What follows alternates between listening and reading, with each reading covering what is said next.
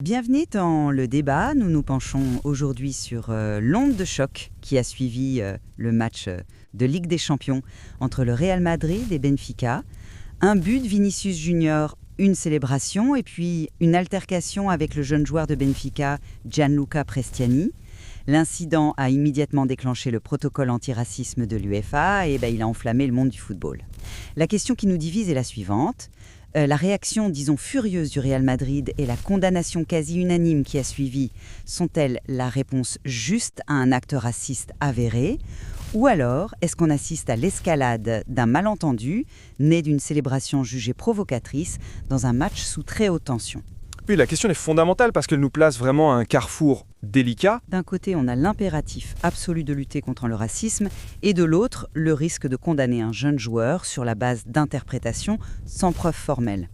De mon côté, je vais soutenir que nous avons bien plus que de simples interprétations. Je pense que la convergence des réactions, du langage corporel et du contexte général, tout ça dessine un tableau qui pointe très clairement vers un incident à caractère raciste. Un de plus pour Vinicius. Le dissident et moi, je défendrai la position inverse. En l'absence de preuves irréfutables, audio ou vidéo, l'hypothèse d'un quiproquo dans un contexte explosif est non seulement possible, mais doit être privilégiée. Au nom de la présomption d'innocence, se précipiter serait une erreur. Pour moi, la conviction se forge en regardant l'ensemble de la scène. Il ne s'agit pas d'un événement isolé. La réaction de Vinicius, ce n'est pas celle d'un joueur simplement insulté, c'est celle d'un homme qui, en fait, revit un traumatisme. Et surtout, il y a la réaction de ses coéquipiers. Ce n'est pas anodin, la volonté de quitter le terrain en plein match de Ligue des Champions. C'est confirmé par Aurélien Tchouaméni qui a dit, je cite, « Nous étions tous d'accord pour sortir. On ne menace pas de faire une chose pareille pour une simple insulte. » Ajoutez à ça les mots de Kylian Mbappé, Prestiani ne devrait pas venir au Bernabéu, qui sonne presque comme une sentence, ou encore Federico Valverde qui était aux premières loges et qui parle de quelque chose d'horrible. Ces réactions immédiates, à chaud, sont pour moi les preuves les plus fortes que quelque chose de très grave s'est passé. C'est tout un vestiaire qui a perçu une agression intolérable. Le dissident. Je ne remets pas du tout en cause la sincérité de leur réaction. Vraiment pas. Mais mon approche est différente. Je pars d'un fait simple et incontestable. Nous n'avons aucune preuve matérielle de l'insulte. Aucune. Gianluca Prestiani a nié catégoriquement, il a parlé d'un malentendu. Et son club, Benfica, l'a soutenu avec un argument qui me semble difficile à ignorer. Ils affirment que, je cite encore, « vu la distance, les joueurs du Real n'ont pas pu entendre ses propos ». Cet élément factuel jette un doute sérieux sur la nature des témoignages. Est-ce qu'ils sont basés sur ce qu'ils ont entendu ou sur leur interprétation de la réaction de Vinicius? Et puis il y a le contexte. L'entraîneur de Benfica, José Mourinho, ce n'est pas n'importe qui. C'est un maître de la psychologie du sport. Quand il dit que la célébration de Vinicius pouvait être provocatrice, il n'excuse rien, mais il ouvre une autre porte. Celle d'une réponse agressive, peut-être vulgaire, mais pas nécessairement raciste. Et tout ça dans un match électrique qui a dégénéré bien après le coup de sifflet, avec des altercations entre les staffs, les présidents. Ce n'était pas un match normal. Vous parlez d'absence de preuves, mais parlons de l'élément le plus visible que nous ayons. Le geste de Prestiani se couvrant la bouche. Comment est-ce qu'on peut l'expliquer autrement que par une volonté de dissimuler ses propos? Le dissident. C'est la question centrale, j'en conviens. Bien sûr. Le dissident. Mais c'est une interprétation. Vous y voyez une preuve de culpabilité, évidemment. La question posée par Thierry Henry, c'est celle que tout le monde se pose.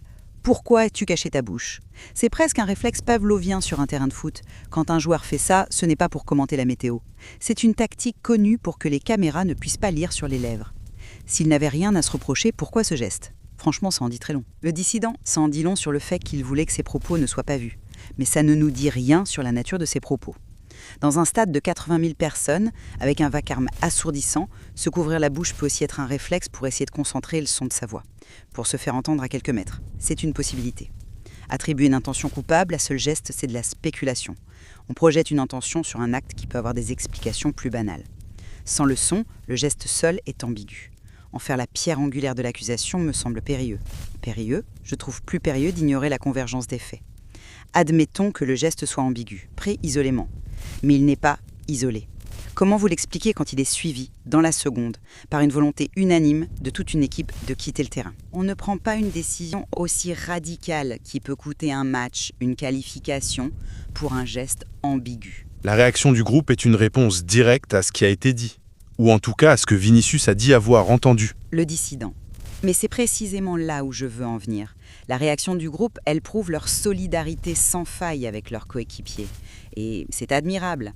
Mais c'est une réaction en chaîne, une réaction émotionnelle. Si Vinicius, qui est la victime principale, est absolument convaincu d'avoir subi une insulte raciste et réagit avec cette force, il est tout à fait naturel que ses coéquipiers le suivent et le protègent. Leur réaction est basée sur la perception de leur ami. Concrètement, qui, à part Vinicius, a affirmé avoir entendu l'insulte? Personne. Et là, la déclaration de Benfica sur la distance prend tout son sens. La réaction collective prouve que le Real Madrid croit Vinicius et ils ont raison de le faire. Mais ça ne prouve pas que ce que Vinicius a cru entendre est ce qui a été réellement dit. C'est là que votre raisonnement, selon moi, ne tient pas. Vous minimisez le témoignage de Valverde. Il était à quelques mètres. Il a vu la scène, il a vu les visages, il a ressenti la tension. Et il emploie le mot « horrible ». Ce n'est pas le mot qu'on utilise pour une insulte classique de footballeur, du genre « va te faire voir ». C'est un mot qui décrit une transgression, une attaque sur la personne. Son témoignage corrobore la gravité de la perception de Vinicius. On n'est plus juste sur la parole de l'un contre l'autre. Le dissident. Horrible peut décrire beaucoup de choses dans une altercation surchauffée. La violence d'un regard, l'agressivité d'un ton, c'est une description émotionnelle, pas une transcription factuelle. Et ça nous ramène à la source de tout ça, la célébration. Vous l'écartez un peu vite, mais le commentaire de Mourinho est essentiel. Quand un homme de son expérience, qui a géré des joueurs qui ont eux-mêmes souffert du racisme, comme Didier Drogba ou Samuel Eto'o, souligne le caractère provocateur du geste, ce n'est pas anodin. Il ne justifie rien, je le répète, mais il donne un éclairage de technicien sur ce qui peut se passer dans la tête d'un joueur adverse à ce moment-là. Et c'est là que je ne peux pas vous suivre. C'est une pente glissante et honnêtement dangereuse. Rio Ferdinand, une autre légende qui en a vu d'autres, a qualifié cet argument d'inacceptable. Et je suis d'accord. Le simple fait de discuter du caractère provocateur ou non d'une célébration, c'est déjà commencer à déplacer le débat et à sous-entendre que la victime aurait une part de responsabilité. Qu'une célébration soit jugée arrogante ou exubérante, c'est subjectif. Une insulte raciste, c'est un acte objectif, c'est un délit. On ne peut absolument pas mettre les deux sur le même plan. La provocation n'est jamais une excuse. Le dissident. Mais je ne dis pas que c'est une excuse. Je dis que c'est un élément de contexte qui rend l'hypothèse du malentendu crédible. Il est tout à fait plausible que la réaction de Prestiani ait été une insulte virulente mais non raciste. Quelque chose comme arrête de frimer, ou bien plus vulgaire, dans les codes, si l'on peut dire, d'une altercation de match. Dans le bruit, la fureur, et avec la sensibilité à fleur de peau de Vinicius sur ce sujet, sensibilité qui est, je le précise, 100% légitime, il est possible qu'une insulte classique ait été mal comprise, mal interprétée comme une insulte raciste. L'argument de la provocation ne vise pas à blâmer Vinicius, il vise à expliquer pourquoi Prestiani aurait pu réagir avec une telle agressivité sans que le racisme en soit le moteur. C'est une nuance cruciale. C'est une nuance qui, à mon avis, ignore volontairement le tableau d'ensemble. Vous parlez de la sensibilité de Vinicius, mais cette sensibilité n'est pas un trait de caractère, c'est la conséquence directe d'un harcèlement systémique. On ne peut pas analyser cet incident comme s'il s'était passé en 2010. On est en 2024. Et Vinicius est la cible numéro 1 du racisme dans le football européen. C'est un fait. Chaque match à l'extérieur est un calvaire pour lui. Comme le notait le média The Touchline, ses publications sur les réseaux sociaux sont immédiatement inondées de commentaires haineux après chaque incident. Ce qui s'est passé à Lisbonne n'est pas un événement isolé, c'est un symptôme de plus d'une maladie profonde. Et c'est pour ça que la réaction de la Confédération brésilienne est si forte. Quand ils parlent de crime, ils ne réagissent pas à une simple altercation, ils réagissent à la répétition d'un schéma de haine. Le dissident 4 Média, et ce schéma est une tragédie absolue, une honte pour notre sport. Nous sommes entièrement d'accord là-dessus, mais c'est un argument qui peut être à double tranchant. Le statut de victime récurrente de Vinicius ne doit pas nous amener à un biais de confirmation, c'est-à-dire à conclure automatiquement que chaque altercation le visant est de nature raciste. Le risque, et je pèse mes mots, c'est de créer une situation où toute opposition virulente à son égard est immédiatement qualifiée de raciste. Paradoxalement, ça pourrait desservir la cause en banalisant une accusation qui doit rester d'une gravité exceptionnelle.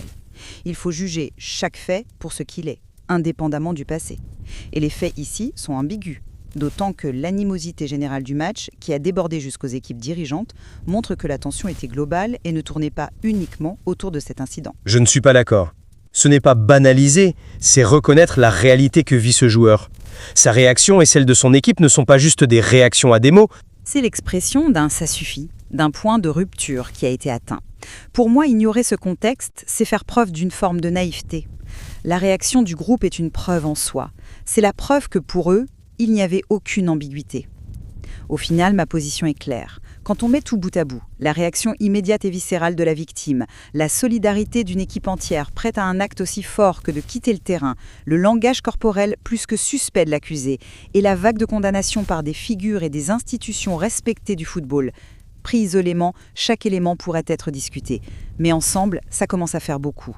Le faisceau d'indices est si dense qu'il devient malhonnête intellectuellement de ne pas y voir ce que c'est probablement un nouvel acte de racisme. La question, à mon sens, n'est plus de savoir si l'offense a eu lieu, mais comment la sanctionner.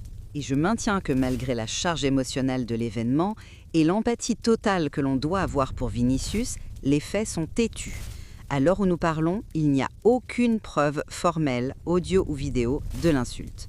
Il y a le démenti formel de Prestiani, le soutien de son club basé sur un argument factuel de distance et un contexte de tension extrême qui rend plausible la thèse du malentendu. Conclure à la culpabilité sur la base d'interprétations et de réactions collectives, aussi sincères soient-elles, c'est piétiner le principe fondamental de la présomption d'innocence. Et ce principe doit s'appliquer à tous, même à un jeune joueur dans l'arène surchauffée d'un match de Ligue des Champions. Cet incident, quelle que soit la vérité exacte des mots échangés, aura au moins mis en lumière la fracture qui traverse le football. Notre discussion montre bien à quel point, sur un même ensemble de faits, les conclusions peuvent être diamétralement opposées. Le dissident, absolument. L'enquête de l'UEFA apportera peut-être, espérons-le, des éléments factuels nouveaux. Mais la controverse elle-même, la rapidité avec laquelle le monde du football s'est embrasé, prouve que la gestion des tensions sur le terrain et la lutte contre le racisme restent des chantiers immenses qui laissent encore bien des questions sans réponse claire.